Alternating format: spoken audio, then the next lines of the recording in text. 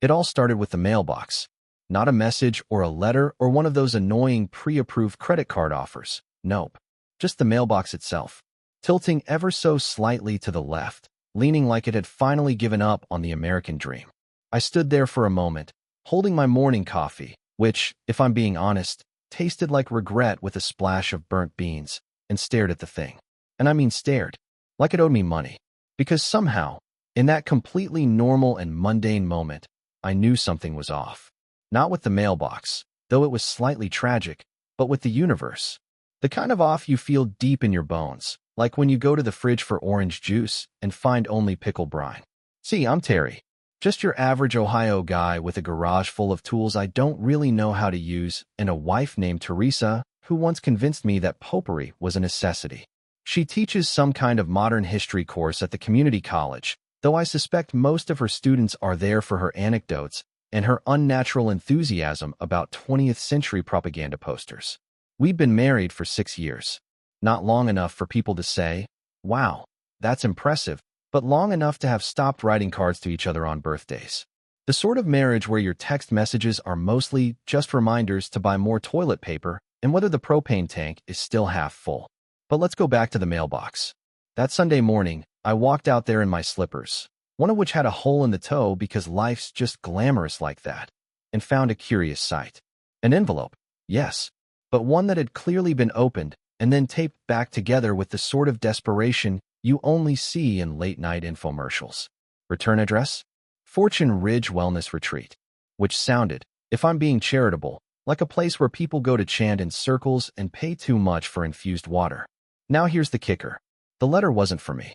It was addressed to Teresa Wickham, which is my wife's maiden name. The one she insisted on not using anymore because it makes me sound like a Victorian ghost. And yet, there it was. Wickham, bold as brass. Naturally, I opened it. Again. Now before you label me some nosy husband with control issues, let's be real. If a poorly retaped letter shows up in your mailbox addressed to your wife's ghost name from a place that sounds like it sells overpriced sandalwood incense, you open it. That's not curiosity. That's responsibility. Inside, a thank you note. Dear Teresa, we appreciate your attendance at our couple's renewal weekend. Your workshop with Brad was one of the most impactful pairings this month. We hope the candle exercise brought clarity and closure. Remember, a healthy connection starts with honesty and ends with acceptance. Namaste. Lori, facilitator of heart-safe journeys. Brad. I sat on the porch swing, letter in hand, coffee cooling in my lap, rereading it like maybe Brad was just a metaphor. But no, Brad was real, and apparently very clarifying. I tried to remember if I'd blacked out and attended a spiritual retreat, but unless Brad was my sleepwalking alter ego with better abs and a Pinterest board for intentional living, that didn't track. It wasn't the name that got me. It was the fact that Teresa had told me she was at a peer conference for educators that same weekend. She even brought back a branded pen, which I now understood was likely lifted from the retreat's gift table, nestled between artisanal lip balm and tiny jars of alignment crystals. Now, I didn't go charging into the house, flailing the letter like a sword. No, I took a walk. Not the dramatic, cinematic kind where leaves swirl and emotions blossom. No, I walked to the hardware store and bought a new mailbox post. Because that, my friend, is what a man does when he feels his life pivoting subtly and irrevocably into the theater of the unspoken. On my return, I found Teresa in the sunroom, legs tucked under her, flipping through a gardening catalog. She looked up, smiled, and said, "You're unusually productive for a Sunday." I raised an eyebrow. Well, I've been inspired. Our mailbox's foundation is crumbling. Thought it was time for a reset. Look at you, she said, eyes back on her catalog. So grounded lately. I wish I could say I dropped the letter on her lap or held a press conference with printed slides and pie charts. But no, I played it cool. Real cool. Arctic. Instead, I did something I like to call passive-aggressive archaeology. That evening, I casually brought up the idea of couples retreats. Teresa, fork hovering above her quinoa salad. She's been on a quinoa kick since 2021 and shows no signs of stopping, barely reacted. Those things are so performative, she said. People just go there to hear someone in linen tell them to breathe deeply. Brad didn't think so. I replied without looking up. Silence. Not dramatic, not loud. Just a half-second delay in chewing. Enough to confirm that Brad, in fact, had existed, and probably smelled faintly of pine and arrogance. From there, I began my quiet research. I didn't break into her email or follow her around town in a trench coat. I simply paid attention. That's all. Because the truth doesn't always hide in the shadows. Sometimes, it lounges right there in the light, waiting for someone to notice it sipping kombucha and wearing yoga pants. 3 days later, I visited the library. Not to read, mind you, but to see a notice board I'd passed 100 times. That's where I found it. A flyer. For a seminar titled Sacred Reunion. Healing Through Disconnection. Hosted by, you guessed it, Fortune Ridge Wellness Retreat. And listed beneath the photo of 2 people back-to-back in a field of dandelions. Featuring returning speaker, Brad Nolan. I took the flyer, folded it neatly, and placed it on Teresa's pillow. I left it there. No note. No message. Just Brad, looming in dandelions. What happened next? The flyer stayed on the pillow for 2 days. I expected some kind of reaction. A question. A look. Maybe even a casual, "Hey, did you leave a cult brochure in our bed?" But Teresa didn't acknowledge it. Either she was playing chess or was genuinely unbothered that a man named Brad was smiling from a stack of dandelions where she sleeps. By day 3, it had migrated to her nightstand. No comment, no explanation. Just a silent, passive relocation, as if to say, "I see your passive aggression and I raise you disinterest." She did, however, start folding the laundry with more enthusiasm. And I don't mean that in a cute, step-forward way. I mean, folding with intensity. Like the cotton blend had offended her ancestors. That's the kind of subtle behavior shift you begin to notice when your marriage is operating under the quiet suspicion of enlightenment via Brad. And so began my little side project, Brad Watch. Now, Brad wasn't a real person in our life before this. There were no stories of Brad from work or Brad from yoga. Not that Teresa does yoga. She says it's spiritually manipulative and makes your hamstrings untrustworthy. No, Brad was a fresh introduction.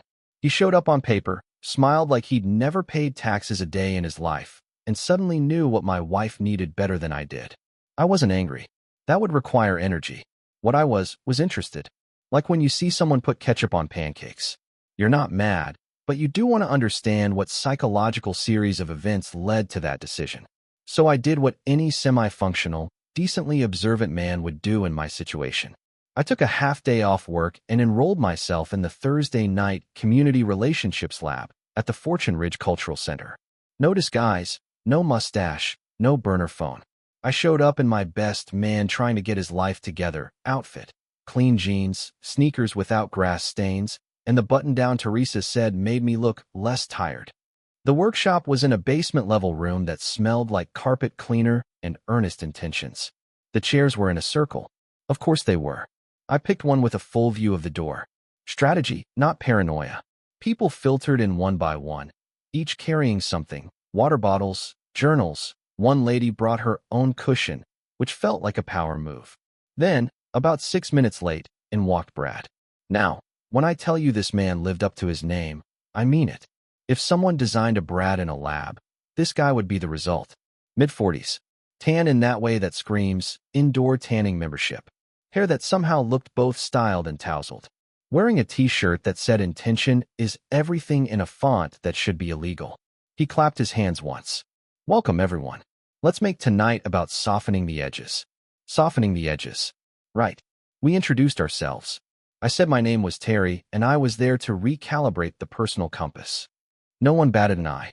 Apparently, that's normal Thursday night language in these circles. Brad walked us through an exercise where we had to write down a truth we're afraid to speak, and then fold the paper and give it to someone across the room. This was supposed to free the words from ownership.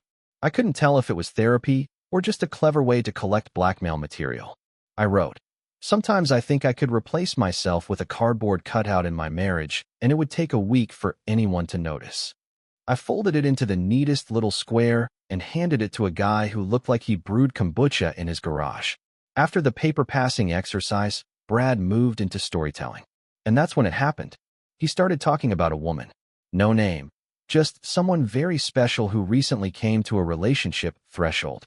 which is how you describe someone when you're trying not to say married woman out loud. She had forgotten her voice, Brad said. And together, we unlocked it. The room nodded like this was profound. One woman actually whispered, "Beautiful," like she was watching someone rescue a swan from a pond. Brad continued. She was weighed down by expectations. Structure. A life that didn't reflect her full spectrum. But during our guided breath work, she cried. Not because she was broken, but because she was awakening. And then he looked directly at me. Like, not around me. At me. Like he knew exactly who I was. And he smiled. Not the smile from the flyer. A new one. The kind of smile that says, "I drank your orange juice, and now I'm waiting for you to thank me." I smiled back. My best. I've been to the DMV more times than you've had epiphanies smile. The rest of the session was a blur of abstract concepts and affirmation circles. We had to chant our relationship boundaries into the air. I went with, "Please just wash the pan instead of soaking it for 3 days." No one laughed. These people were serious. I didn't say anything to Brad afterward. Just nodded politely and left, like I was full of lessons in lavender. But I didn't go home. Not right away. I drove to the one place I knew no one from a relationship lab would ever set foot in, a hardware store at 8:52 p.m. I didn't need anything. I just walked the aisles, breathing in paint fumes and silence, trying to decide what exactly I was supposed to do now that I had confirmation my wife had been crying on some guy's hand-knitted meditation blanket while he told her she was a locked diary waiting to be opened. When I did get home, Teresa was already in bed. The lights were off, her book was face down on the nightstand, and Brad's flyer was gone. I brushed my teeth. I changed. I laid in bed next to her, like someone rehearsing how to float in space. I didn't say a word. Neither did she. Because now it was a game of waiting. Not for her to confess. Not for a dramatic showdown. No. I was waiting for the moment she forgot I knew. Because that's when people tell you the truth. Not when they're caught, but when they think you've stopped looking. And I was just getting started. The thing about pretending you don't know something is, eventually you get good at it. A little too good. Suddenly you're nodding through conversations, saying, "That's nice." When someone mentions Brad's name in passing like he's a brand of almond milk everyone should just accept now. You start responding with interesting to things that are objectively not interesting. Like Teresa describing an exercise called mirror shadow embrace, where couples stand back to back and energetically align their grief patterns. I smiled. I said it sounded valuable. I even asked her if she'd recommend it. She said she would, especially for people who've grown rigid from linear expectations. I didn't even flinch. I just added linear expectations to my growing list of phrases I would like to see permanently retired from the English language. This all came to a head, naturally, on a Thursday night. Because big moments always pick the most boring weekdays. I came home from work, real work, where people use tools and deadlines, not just feelings and fabrics. And there it was on the kitchen counter. A whiteboard. Not a small one. A full-size standing whiteboard like you'd find in a startup office that's 2 weeks away from running out of funding. It had multicolored dry erase markers, magnets in the shape of stars, and a little sign taped to the top that said, "Co-Discovery Night." Let me explain what that is. Actually, no. Let me explain how I found out what that is. Because I was never asked. No one sent a Google Calendar invite. I set my keys down and stared at the thing like it was trying to sell me a timeshare. Teresa walked in wearing her facilitator expression. That's what I call the face she makes when she's trying to look casual, but is clearly bracing for an opinion. She said, "I think it's time we presented each other with our internal maps." I blinked. "You mean like a personality quiz?" "No," she said. "This is more evolved. We each map our emotional needs, priorities, and disconnections, and then present them with visual aids." "Visual aids," I repeated. "You mean charts?" "Not charts," she said, holding up a folder. "Energetic reflections." If someone had told me a year ago I'd be standing in my kitchen watching my wife assemble pie charts made of color-coded post-it notes to express the root of my silence, I'd have laughed and gone back to my ham sandwich. But there I was, being handed a pointer stick and a laminated circle that said Empathy Vortex. She went first. Her presentation was titled Untangling the Threads of Teresa. It had subpoints. Arrows. A section titled Where Light Gets Blocked, Terry's Contributions. She'd drawn what I assume was me. depicted as a tall rectangle wearing a belt of resignation. I listened for 21 minutes. Yes, I timed it. The phrase emotional absenteeism came up 5 times. Support scarcity, 3. At one point she referred to my practical realism as a romantic drought generator. I applauded. Then she handed me a blank board and said, "Now your turn." So I grabbed a marker, uncapped it, and wrote in large letters, "I'm not Brad." She looked at me, unamused. "That's not constructive." I underlined it. "Is this about the retreat again?" She asked. "Oh, sorry," I said, gesturing toward the board. "Did my linear expectations get in the way of your energetic map?" That's when she changed tactics. She put her marker down, sat on the stool, and started talking like someone testifying before Congress. Calm, direct, with a touch of pre-rehearsed vulnerability. "Terry, I feel like you're resisting our growth," she said. I asked her what growth we were talking about. Was this the kind where I pretend your retreat partner didn't smell like lemongrass and validated your need for unstructured emotional playtime? Or the kind where you go find self-acceptance with Brad in the woods while I install ceiling fans and pay our taxes? She said I was being sarcastic again. I said, "Yeah, but with structure." There was a silence after that. Not dramatic, not tense, just the kind where someone realizes their presentation didn't land the way they expected. She stood up, took her little magnetic stars off the board, and said, "This would be easier if you took it seriously." I told her I was taking it seriously. That's why I hadn't rolled the board into the garage and labeled it miscellaneous. She left the kitchen. I stood there, staring at the word Brad written in red, wondering how my Thursday had turned into a mid-budget corporate seminar. The next morning, the whiteboard was gone. In its place was a note. "Taking some space today. Don't forget trash pickup." Ah yes, balance. Emotional emancipation paired with municipal responsibilities. So I did what anyone would do. I went into our home office, opened her bottom drawer, the one she thinks I don't notice because it squeaks, and pulled out the vision binder. This was a thing Teresa made last year. It had tabs: home goals, travel goals, relationship expansions, and something called personal alignments. I flipped to the relationship tab, and there it was, a printed certificate from Fortune Ridge for advanced energetic bonding. A certificate for Teresa and, drumroll, Brad. I scanned the QR code in the corner, expecting a PDF. Instead, it opened a video. Let me explain something about Brad. Brad likes to document things. A lot. He also likes to talk during said documentation. So there they were. Teresa and Brad in what looked like a converted barn, seated cross-legged, holding something called a shared expression stone. Brad asked her what truth she'd buried the deepest. She said, and I quote, "That sometimes I want to be seen without being known." He nodded like she'd solved world hunger. Then, because apparently boundaries are just things for other people, he said, "And what would you like to receive instead?" She said, "Permission to feel more alive." He nodded again, deeper this time. "And what from Terry keeps you from receiving that?" I waited. And then she said, "His comfort in being unseen." I closed the laptop. I sat back. There it was. The presentation I never got in the kitchen. Delivered not to me, but to Brad.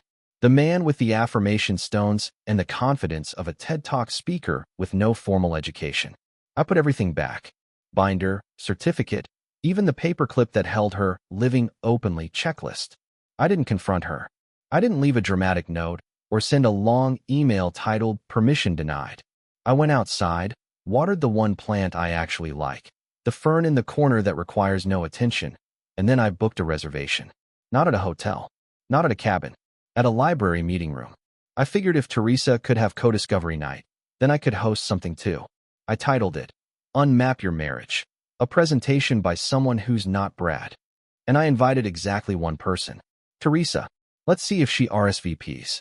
Teresa RSVP'd with a sticky note. It was square, green, and passive, which, in our marriage, counted as a firm commitment. "Fine, but I'm not bringing visual aids," it read. Honestly, that was a relief. If I had to look at one more drawing of an emotional bottleneck represented by a thundercloud over a sad stick figure, I was going to start questioning the existence of paper. The library room I booked was modest. No windows, one long table, and a thermostat stuck on what I can only describe as cold office in March. It had one of those clocks that ticks loud enough to interfere with your ability to have uninterrupted thoughts. Perfect for my purpose. I brought 2 chairs, a whiteboard. Yes, I repurposed hers, and printed handouts. Just a single page that said, Topic: Things that happen when you think your husband doesn't own a printer. She showed up 6 minutes late wearing the exact outfit she wears when she wants to seem reasonable but also difficult. The jeans were casual. The scarf screamed, I have unresolved thoughts. She walked in like she was expecting a surprise intervention. She sat down. She crossed her arms. So, she said. Welcome, I replied. I stood up, walked to the whiteboard, and drew a giant square. This is our house, I said. This square contains our marriage, our bills, the Wi-Fi password, and the decorative bowl that no one is allowed to touch. She smirked. Okay. I pointed to the center of the square. This dot is you. She tilted her head. And you? Oh, I'm still being processed by the Committee for Relevance, I said. They'll let me know if I qualify to stand near the dp. She rolled her eyes. Is this going somewhere? I walked to the table and handed her the printed sheet. Read the topic. She glanced down, deadpan. Things that happen when you think your husband doesn't own a printer. Correct, I said. It's important, Teresa, because it turns out that when you think someone isn't paying attention, you start talking like you're on a reality show.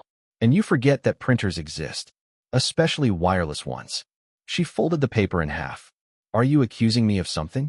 Not yet. This is just the warm-up. I reached into my bag and pulled out 3 more sheets. Not letters, not photos, just transcripts. Transcripts of a certain video. A video in a barn, featuring a man with strong thumbs and a laminated name badge. Would you like me to read your lines, or should we take turns? I asked. Teresa didn't answer. She scanned the first page, her eyes flicking left and right like a Sudoku player realizing there are too many 3s. That was a private session, she finally said. It was also a recorded session, I replied.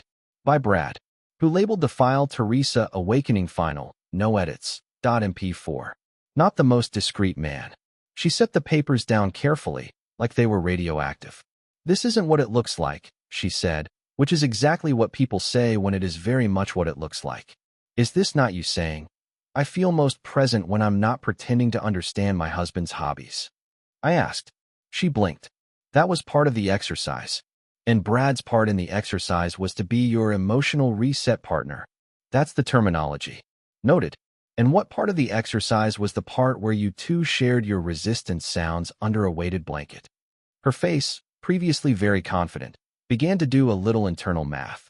You went through my binder. And your computer. And your external drive labeled taxes. Spoiler, there were no taxes in it. She leaned back in her chair. You broke my trust. After you broke our marriage's terms and conditions. Except I didn't just click, I agree, without reading them. Silence. Not heavy, not dramatic. Just quiet enough for the tick-tick-tick of the ceiling clock to get cocky. Teresa didn't cry. She didn't beg. She adjusted her scarf and said, I didn't think you'd care this much. That one landed. It didn't hurt. It just confirmed something I'd suspected. That she hadn't thought I was paying attention. That she genuinely believed I was fine living in the basement of her new, enlightened identity.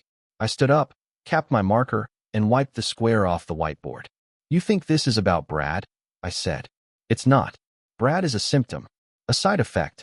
This is about you deciding you needed to leave the marriage without the inconvenience of actually packing. Her eyes flicked up at me. So what now?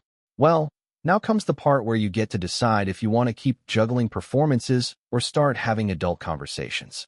Meaning you can tell me the truth. For once. Say it out loud. Say you didn't just get clarity. Say you had an affair. Say Brad was your clarity with benefits. She looked at the floor, then the ceiling, then back to me. I didn't mean for it to go that far. So it went far? Ah, yes, she admitted. Fine. Yes. We crossed a line. A few lines. But I was confused. I nodded. And this confusion somehow never included a discussion with me. I didn't think you'd understand. And yet here we are, I said. Me. Understanding everything without a single guided visualization. There wasn't anger anymore. Not really. Just a long, quiet stretch of mutual recognition. The moment where 2 people know something is officially out in the open and nothing, not even a new set of boundary diagrams, can stuff it back into the drawer. I collected the papers, slid them back into my folder, and handed her a form. It was a checklist. Terry's moving forward items. Marriage continuation with complete honesty and zero Brad. Amicable separation with shared Spotify custody. Extended break involving silence. Lawyers, and the ceremonial deletion of all retreat videos. She looked at it, then at me. You're serious? Oh, I laminated it, I said. It doesn't get more serious than that. She didn't check a box. She just looked down, then up again, and said the one honest thing I think she'd said in months. I don't know what I want. Well, I replied, packing up the whiteboard. That makes two of us. And then I left. Not dramatically. No storming. Just a man who owns a printer and has finally stopped pretending to be the background character in his own life. 3 days went by. No check boxes. No phone calls. Not even a "we need to talk" text, which, in Teresa's language, was the equivalent of a fire alarm. The silence wasn't awkward or tragic. It was more like when a coworker stops microwaving fish at the office. You don't announce it, you just quietly enjoy the peace. During those 3 days, I went about my life in the most unceremonious way possible. I fixed the bathroom cabinet door that had been squeaking for 2 years. I updated the firmware on the thermostat, which required more effort than maintaining a friendship. I even vacuumed the area under the bed, which, to no one's surprise, had accumulated what I can only describe as the remnants of several past lives and a missing sock that had clearly escaped for a reason. Teresa, meanwhile, was still at the house. She'd been sleeping in the guest room, which she'd previously called the meditation nook back when she tried to make incense a lifestyle. It had a floor cushion, a Himalayan salt lamp, and a wicker basket full of unread books about boundaries. At night, the light glowed faintly down the hallway, like a spa for unresolved tension. I didn't ask her about the list. I figured she'd return it when she was ready or quietly recycle it with the other documents she no longer needed, like the marriage license. Then, on Sunday afternoon, while I was pretending to care about caulking techniques on YouTube, she walked into the living room holding the laminated sheet like it was a freshly graded exam. I filled it out, she said. Did you use the dry erase marker I left on your pillow? No, she replied. I used permanent. That felt like a threat disguised as effort, but okay. She handed it over. Box number 2 was checked. Amicable separation with shared Spotify custody. Not a shock, but not a relief either. Just acknowledgement. I nodded. Well, I guess we're splitting the playlists. I'm keeping the calm mornings one, she said immediately. You mean the one that starts with whale noises and ends with a guy mumbling about releasing judgment? It helps me focus. Sure, you can have that, and the one with the rain stick solo. She sat down across from me, not dramatically, just like she was tired of standing. So what now? Now we handle logistics, I said. Which drawer do you want to keep? Drawer? Everyone gets a drawer. It's the only fair way.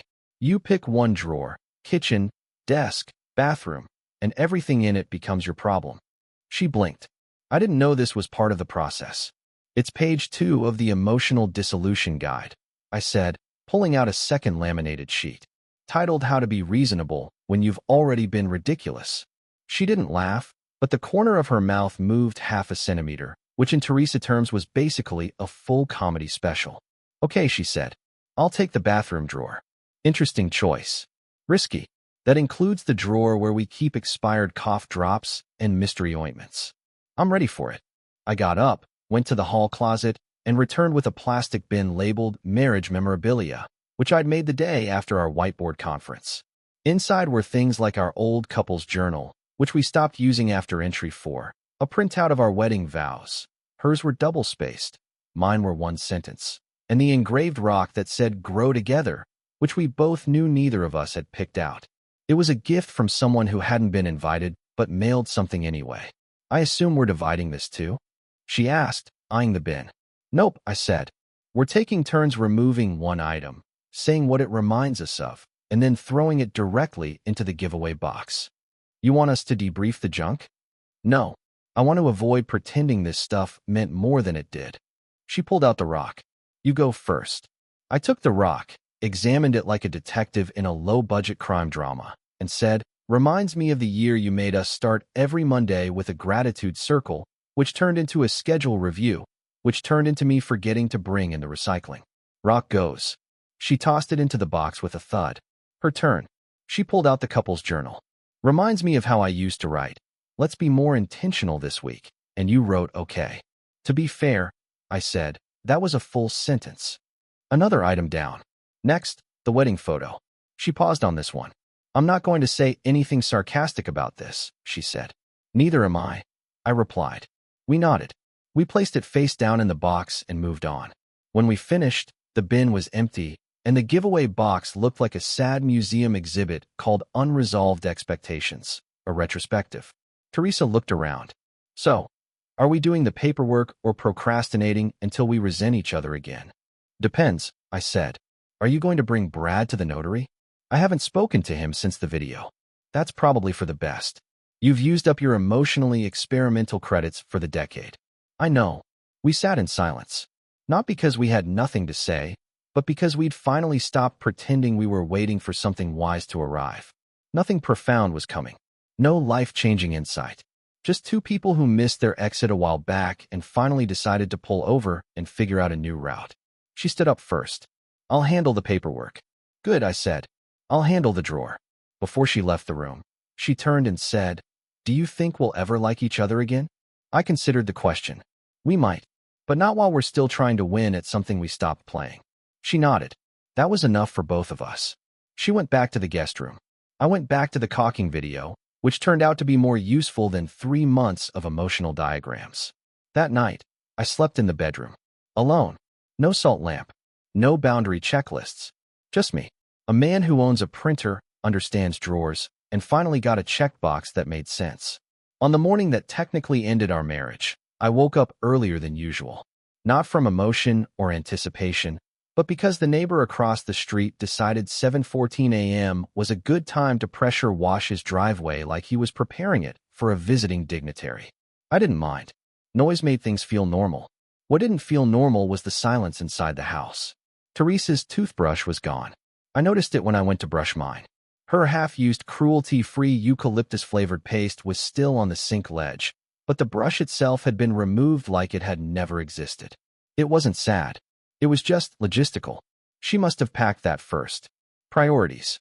By noon, I had 2 cardboard boxes sitting by the door with labels she would absolutely critique for font size and alignment. One said miscellaneous her. The other said, probably not mine, but I'm tired of asking. I texted her. Boxes are ready. He will be on the hook. No ceremony required. She replied, understood. I'll swing by it too. We'll leave the garage remote. Efficient. Detached. Peak Teresa. At 1:53, she showed up. On time. Because even her heartbreak had a schedule. She wore what I'd mentally cataloged over the years as her errand outfit.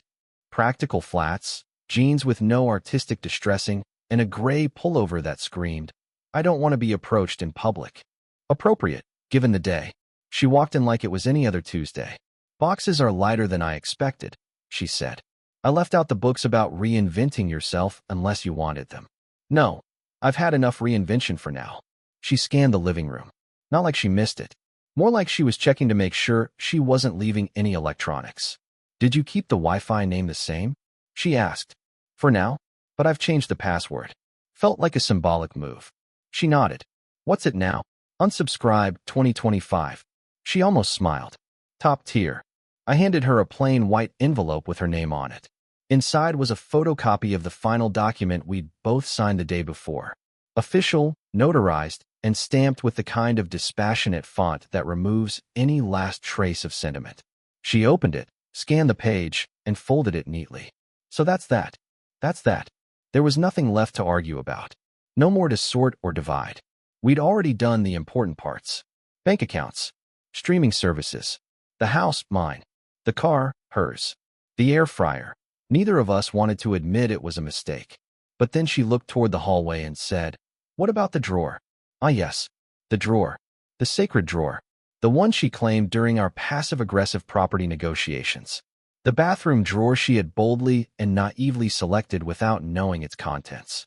It had become somewhat of a joke since. An unspoken dare. She hadn't actually opened it since checking that box on the list. I knew because I'd put a sticky note inside that said seriously, and it hadn't moved. It's yours, I said. All yours. As per the laminated rules of disengagement. She tilted her head. What if I said I don't want it anymore? Then I'll dispose of its contents using methods consistent with local sanitation ordinances. She didn't answer. She walked past me and into the bathroom. A few seconds later, I heard the drawer open. I imagined her pulling out the collection of half-used chapsticks, expired allergy pills, a razor that may or may not belong to either of us, and a tube of hydration-enhancing face gel that had become a recurring item in our budget spreadsheets without explanation. When she came back out, she was holding something. Not the gel, not the sticky note. A travel-sized bottle of shampoo we once bought during a trip to a cabin 3 years ago. A trip that had gone so poorly we pretended it had never happened. "You kept this?" she asked. "Yeah, for some reason. Probably forgot to throw it out." She turned it in her hands. "I said this shampoo made my hair feel like polyester. And yet you took it anyway because the cabin had bar soap in a Ziploc bag." She nodded slowly, then set the bottle down on the counter like it was evidence in a small claims court case. "Everything okay?" I asked. "No," she said. "But it's clear." That was the most accurate thing she'd said in 6 months. I walked her to the door. She didn't try to hug me. I didn't reach for her hand. She picked up the boxes, adjusted them in her arms, and looked me in the eye like someone about to return a borrowed charger and never see you again. "This could have gone worse," she said. "It could have gone better," I replied. "I know." And then she left. I closed the door and didn't lock it. Not because I was expecting her back, but because it didn't matter anymore. I sat down on the couch and picked up the remote. I started scrolling through shows that didn't require emotional bandwidth. Halfway through selecting a documentary about oddly shaped houses, I paused. The drawer, still technically hers, still full of things neither of us had claimed. I got up and opened it. There it was. All the little objects of indifference we'd accumulated but never discussed. I picked up the sticky note. Still there. "Seriously?" I smiled and added one more below it. "Drawer's yours if you want it." But I already cleaned it. Later that night, I opened a clean document on my computer and typed the following. Things I kept. My name. My drawer. The knowledge that clarity doesn't always come with closure, and closure doesn't always need a ceremony. Then I closed the file, gave it no name, and hit save anyway. Because not everything has to be dramatic to be finished. Some things just stop. Some things simply leave. And sometimes the last thing someone takes is their toothbrush. Subscribe to the channel